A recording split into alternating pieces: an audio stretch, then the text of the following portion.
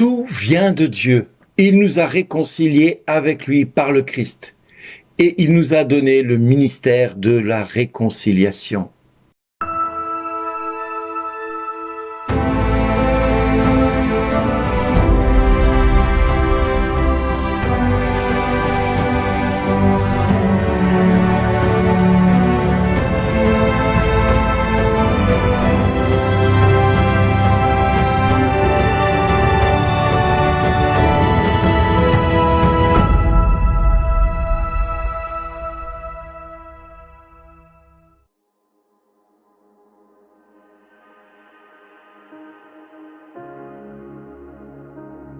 Bonjour mon ami, oui, tout cela vient de lui. Il nous a réconciliés avec lui par le Christ. Il nous a donné le ministère de la réconciliation. Car c'est bien de Dieu qu'il s'agit, qui dans le Christ réconciliait le monde avec lui. Il n'a pas tenu compte des fautes et il a déposé en nous la parole de réconciliation. Nous sommes donc les ambassadeurs du Christ. Et par nous, c'est Dieu lui-même qui lance un appel. Nous vous le demandons au nom du Christ. Laissez-vous réconcilier avec Dieu. Oui, mon ami, hier, je te disais que la seule chose que Dieu te demande, c'est ton péché. Et aujourd'hui, les paroles de ce jour nous invitent à nous convertir et à nous repentir de notre péché. Hier, je vous disais que la seule chose qui vienne de nous, c'est notre péché et c'est la seule chose que Dieu attend. Si vous n'avez pas écouté les 7 minutes d'hier, je vous invite à les réécouter. Parce que, sans savoir le texte du jour qui allait arriver, aujourd'hui, j'ai lancé moi-même cet appel de se laisser réconcilier avec Dieu, d'aller reconnaître son péché devant la face de Dieu, d'avancer vers le sacrement de réconciliation pendant qu'il est encore temps, parce qu'il est encore temps pour toi de te convertir. N'attends pas la dernière seconde de ta vie pour tourner ton cœur vers Dieu. Il sera peut-être trop tard. Tu n'auras peut-être pas le temps de dire pardon, Seigneur, pour mon péché. Oui, mon ami, il est plus que temps que tu te convertisses, parce qu'il est minuit moins 1. C'est-à-dire qu'à minuit, le glas va sonner. La justice va tomber sur la France. Fille aînée de l'Église, je ne cesse de le dire, préparons-nous au jugement qui commence par la maison de Dieu. Et nous sommes la fille aînée d'Église. La France doit d'abord être jugée à la face des nations pour toute son iniquité, pour tous ses jugements, pour toutes ses condamnations, pour tous ses choix de mauvaise inspiration, guidés par le diable, inspirés par l'œuvre du démon. La France a renié son baptême. La France a renié qui nous sommes. Et nous sommes, vous qui m'écoutez, la France. Tu es français, tu es l'héritage de ce que nos pères nous ont laissé. Tu es aussi complice de ce que les hommes d'aujourd'hui font dans leurs décisions et défont dans leurs décisions. Ils disent ce qui est bien est mal, et ce qui est mal, ils disent que c'est bien. Ils ont inversé les valeurs, ils ont inversé le cours de la vie.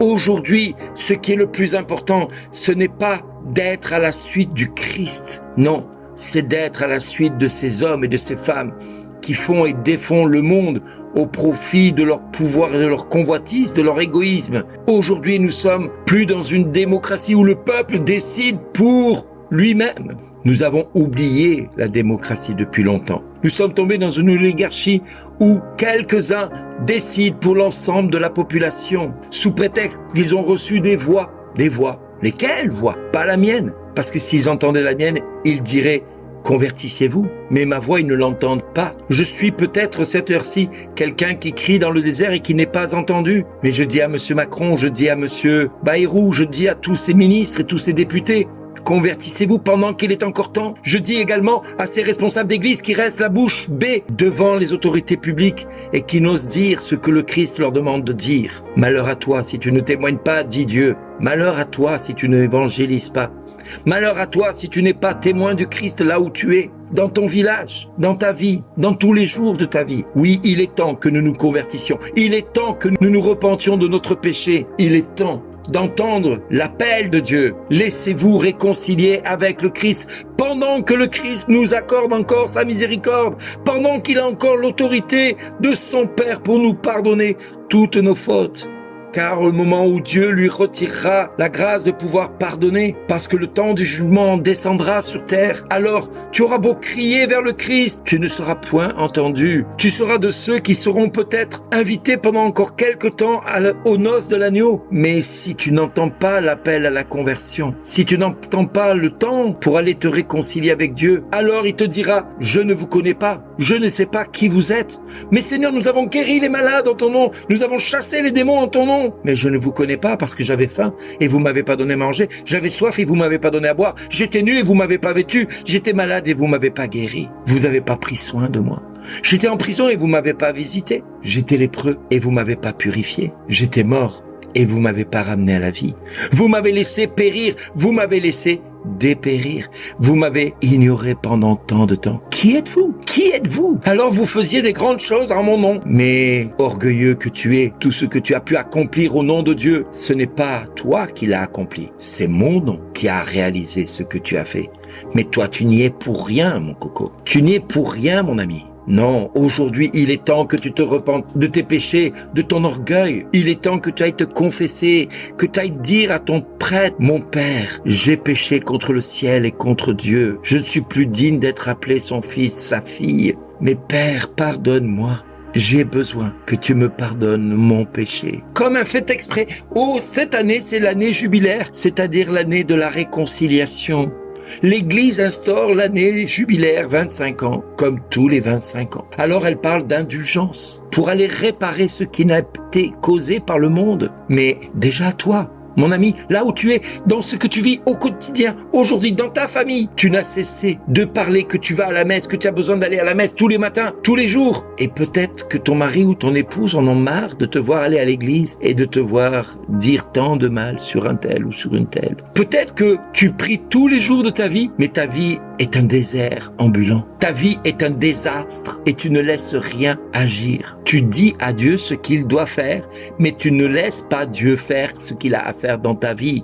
Parce qu'il est hors de question que Dieu s'y prenne à sa manière. Tu veux à tout prix que Dieu fasse comme toi tu veux. Et tu espères que Dieu va t'écouter et il va faire tes 4 caprices. Mon ami, mon frère, ma sœur, il est temps maintenant que tu reconnaisses ton péché. Cesse de dire à Dieu comment il doit s'y prendre avec toi. Cesse à Dieu de dire ce qu'il doit faire ou ne pas faire. Il sait mieux que toi de quelle pâte tu as été pétri. Il sait ce dont tu as besoin. Il connaît ton cœur, c'est lui qui t'a façonné. Alors laisse-le agir. Laisse-le te montrer ta vie telle que lui la voit. Et toi, reconnais ton péché. C'est la seule chose que Dieu te demande en ce jour. Laisse-toi réconcilier avec le Christ. Laisse-toi réconcilier avec le Christ. Laisse-toi réconcilier avec le Christ. Cesse d'avoir la nuque raide. Et si tu te réconcilies avec, entendra ton Dieu te dire, mon enfant, ma fille, tu étais mort, tu étais perdu, et tu es revenu à la vie et je t'ai retrouvé. Oui, il te dira à toi, festoyons, entre au festin de la noce, parce que tu as entendu ma voix. Aujourd'hui, mon enfant, je peux te le dire. Merci d'exister.